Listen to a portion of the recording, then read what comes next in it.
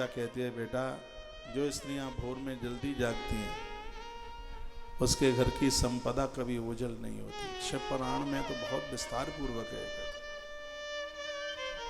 नारी उस घर को स्वर्ग बना देती है, प्रभु का धाम बना देती है, जो स्त्रियां सुबह भोर में जल्दी जाए। आज तो कंपटीशन में सोया जाता है। भोर में सूर्य उदित होने से पहले जागें, सबसे पहले प्रमुख दरवाजा खोलें, खिड़कियां खोलें।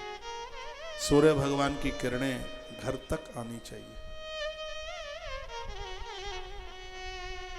भगवान सूर्य की किरणों के द्वारा स्वच्छता पवित्रता मिलती है। किसी ने मुझे पूछा था, ऋतुकाल में यदि कोई नारी भगवान के वस्त्रों को धोखे से छू ले तो पवित्र कैसे होंगे? मैंने कहा वो धोने से पवित्र नहीं होंगे तो उन कपड़ों को सूर्य भगवान की किरणों के सामने रख दीजिए, सूर्य की किरणें उसके ऊपर पड़ेंगी, वो पवित्र हो जाएंगे।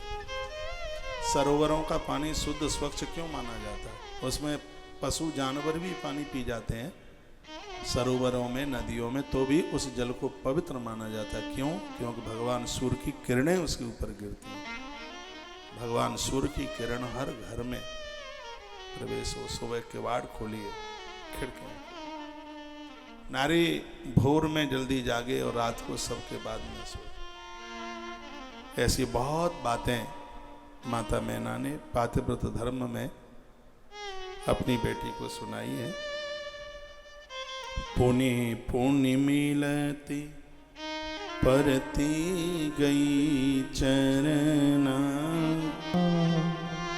परम प्रेम कछु जाई न बदना, परम प्रेम कछु जाई न बदना।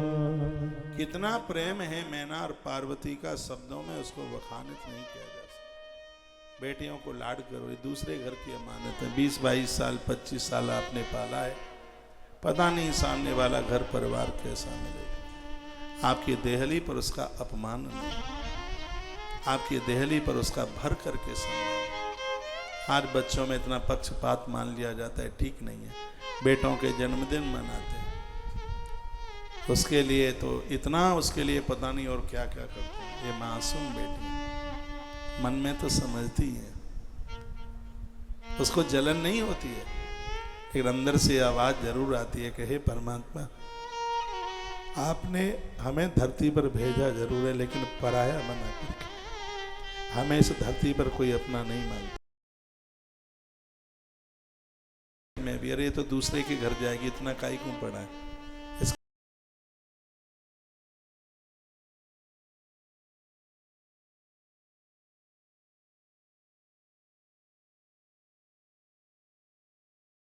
हमारी सिगरी बातें अपने पियर में बताती थी, उस तो बेचारी को कहीं कोई जगह तो विलकती है, वो रोती है। बेटियों के साथ कभी पक्षपात मत कीजिए।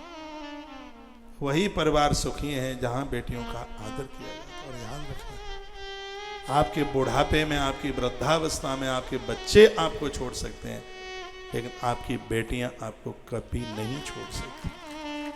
बेटियां बहुत वंदनीय है। बेटी बहुत पूज्य है तो कुकर पक्षी की तरह, कपिला गैया की तरह, जिनका अपना तो कोई अस्तित्व है नहीं बेचारी। जिसके हाथ में सौंप दें वो तो ये भी नहीं कह सकती कि तुमने मेरे लिए वर देखा है, वो कैसा है। वो अपनों माता पिता की आज्ञा की डोर में बंधी हुई है। ये आकाश और धरती तभी दिखाई दे रहे हैं जब इस धरती पर नारी है। जिस दिन नारी का नारित्व उड़ जाएगा, आकाश फट जाएगा, धरती रसातल में चला जाएगी।